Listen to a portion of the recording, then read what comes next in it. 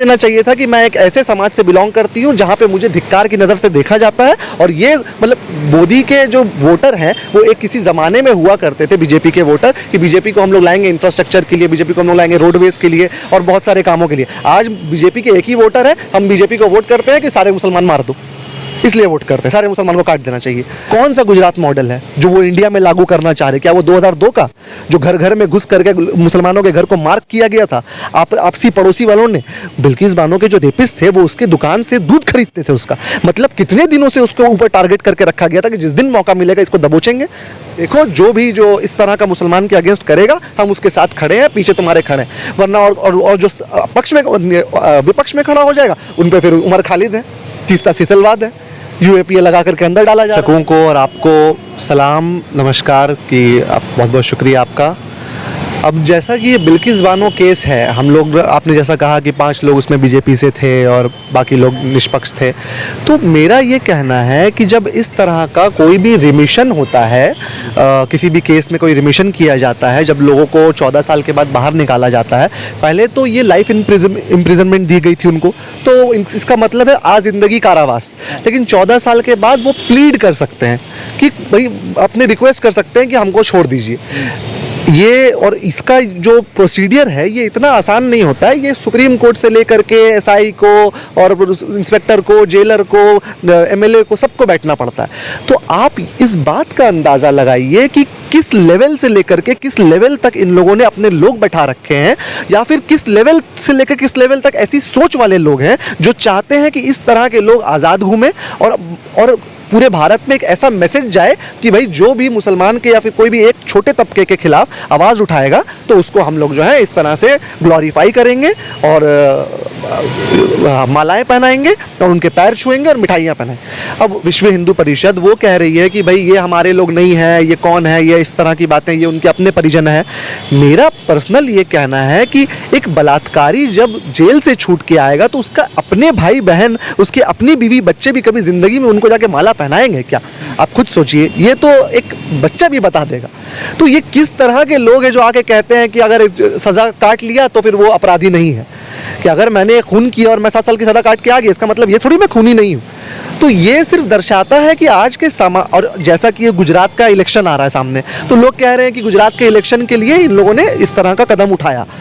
तो गुजरात के इलेक्शन के लिए इस तरह का कदम उठाना मतलब समझ रहे हैं आप कि किस तरह का मैसेज ये देना चाह रहे हैं इलेक्शन के लिए, कि इस तरह का कुछ करेंगे तो भाई हमारे साथ पब्लिक आ जाएगी। तो पब्लिक का भी सोच ऐसा है, और पब्लिक अगर इस तरह के एक्शन से साथ आती है तो धिक्कार है ऐसी पब्लिक पे जो इस तरह के एक्शन से साथ आती है किसी सरकार के कि अच्छा बलात्कार। मुझे आपसे बात करना होगा कि कैसे उसको न्याय मिला, कि 2002 में उनके साथ ये कांड हुआ, 2008 और 9 में जा करके मिलता है उनको, जो 17 लोग थे उसमें से 11 लोगों को मिलता है, बाकी लोगों को छोड़ दिया जाता है क्या क्या बुनियाद, किसी बुनियाद पे, और इतने साल के बाद उनको मिलता है। उसके बाद जो है अब उनका रिमिशन लगाने के लिए एक पुराना एक्ट जो कि हट चुका है कॉन्स्टिट्यूशन ऑफ इंडिया से, 1992 में जो था उसको लगा करके बोला गया कि नहीं उस वक्त तो वो लागू था तो वो लगा करके हटा दीजिए। अरे उस हिसाब से तो कश्मीर में भी कभी कुछ और लागू था, उस हिसाब से तो एनआरसी भी नहीं होना चाहिए क्योंकि कभी कुछ और था। तो अब जब नए कानून जब अब हम लोग पे इस्तेमाल कर सकते हैं तो क्या इन पे नहीं इस्तेमाल करेंगे हम?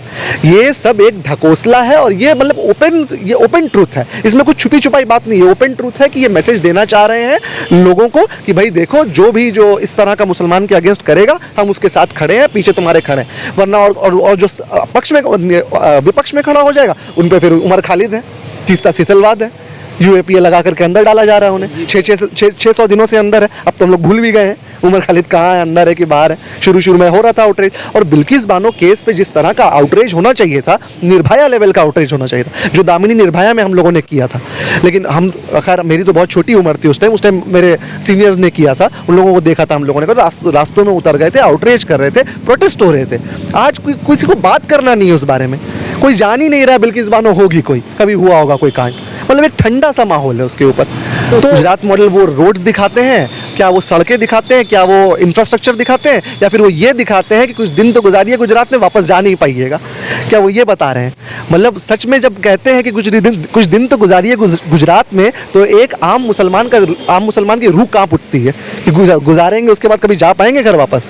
कि ये कौन सा गुजरात मॉडल है जो वो इंडिया में लागू करना चाह रहे? क्या वो 2002 का जो घर घर में घुस करके मुसलमानों के घर को मार्क किया गया था? आप आपसी पड़ोसी वालों ने बिल्किस बानो के जो रेपिस्ट थे वो उसके दुकान से दूध खरीदते थे उसका, मतलब कितने दिनों से उसके ऊपर टारगेट करके रखा गया था कि जिस दिन मौका मिलेगा इसको दबोचेंगे। कई केसों में हम लोगों ने देखा, मेरे जहन में अभी नहीं आ रहा है। तो बीजेपी तो ये इस तरह का पब्लिसिटी स्टंट करती रहती है ताकि आप सवाल करना भूल जाएं कि भाई नौकरियां कहाँ हैं और मेरे जो आपने वादे किए थे वो कहाँ हैं। आज के तारीख में प्रधानमंत्री आकर के टीवी में कहते हैं बेटी बचाओ बेटी पढ़ाओ। आप सोचिए उस समाज की हालत, जिस समाज को बताना पड़ता है कि बेटी को बचाना भी है बेटी को पढ़ाना भी है, जहाँ पे प्रधानमंत्री को आकर के इस तरह के आवाज चलाने पड़ते हैं, इस तरह के मुहिम चलाना, कैंपेन चलाने पड़ते हैं कि बेटी को बचाना भी है बेटी को पढ़ाना भी है। अब सोच लीजिए उस समाज का किस तरह का सोच है। एक आखिरी सवाल ना चाहिए था कि मैं एक ऐसे समाज से बिलोंग करती हूँ जहाँ पे मुझे धिक्कार की नज़र से देखा जाता है, और ये मतलब मोदी के जो वोटर हैं वो एक किसी ज़माने में हुआ करते थे बीजेपी के वोटर, कि बीजेपी को हम लोग लाएंगे इंफ्रास्ट्रक्चर के लिए, बीजेपी को हम लोग लाएंगे रोडवेज के लिए और बहुत सारे कामों के लिए। आज बीजेपी के एक ही वोटर है, हम बीजेपी को वोट करते हैं कि सारे मुसलमान मार दो, इसलिए वोट करते हैं, सारे मुसलमान को काट देना चाहिए। ना चाहिए था कि मैं एक ऐसे समाज से बिलोंग करती हूँ जहाँ पे मुझे धिक्कार की नज़र से देखा जाता है, और ये मतलब मोदी के जो वोटर हैं वो एक किसी ज़माने में हुआ करते थे बीजेपी के वोटर, कि बीजेपी को हम लोग लाएंगे इंफ्रास्ट्रक्चर के लिए, बीजेपी को हम लोग लाएंगे रोडवेज के लिए और बहुत सारे कामों के लिए। आज बीजेपी के एक ही वोटर है, हम बीजेपी को वोट करते हैं कि सारे मुसलमान मार दो, इसलिए वोट करते हैं, सारे मुसलमान को काट देना चाहिए। ना चाहिए था कि मैं एक ऐसे समाज से बिलोंग करती हूँ जहाँ पे मुझे धिक्कार की नज़र से देखा जाता है, और ये मतलब मोदी के जो वोटर हैं वो एक किसी ज़माने में हुआ करते थे बीजेपी के वोटर, कि बीजेपी को हम लोग लाएंगे इंफ्रास्ट्रक्चर के लिए, बीजेपी को हम लोग लाएंगे रोडवेज के लिए और बहुत सारे कामों के लिए। आज बीजेपी के एक ही वोटर है, हम बीजेपी को वोट करते हैं कि सारे मुसलमान मार दो, इसलिए वोट करते हैं, सारे मुसलमान को काट देना चाहिए। ना चाहिए था कि मैं एक ऐसे समाज से बिलोंग करती हूँ जहाँ पे मुझे धिक्कार की नज़र से देखा जाता है, और ये मतलब मोदी के जो वोटर हैं वो एक किसी ज़माने में हुआ करते थे बीजेपी के वोटर, कि बीजेपी को हम लोग लाएंगे इंफ्रास्ट्रक्चर के लिए, बीजेपी को हम लोग लाएंगे रोडवेज के लिए और बहुत सारे कामों के लिए। आज बीजेपी के एक ही वोटर है, हम बीजेपी को वोट करते हैं कि सारे मुसलमान मार दो, इसलिए वोट करते हैं, सारे मुसलमान को काट देना चाहिए। इंडिया आई न्यूज़ में आप सभी का स्वागत है। आज मैं आपको बताना चाहूँगी, कोलकाता मैरिज हॉल कम कीमत में अच्छी फैसिलिटीज़ प्रोवाइड करती है। एंगेजमेंट, शादी ब्याह व दीगर मामलों के लिए कोलकाता मैरिज हॉल बुक करें। इंडिया आई न्यूज़ में आप सभी का स्वागत है। आज मैं आपको बताना चाहूँगी, कोलकाता मैरिज हॉल कम कीमत में अच्छी फैसिलिटीज़ प्रोवाइड करती है। एंगेजमेंट, शादी ब्याह व दीगर मामलों के लिए कोलकाता मैरिज हॉल बुक करें। इंडिया आई न्यूज़ में आप सभी का स्वागत है। आज मैं आपको बताना चाहूँगी, कोलकाता मैरिज हॉल कम कीमत में अच्छी फैसिलिटीज़ प्रोवाइड करती है।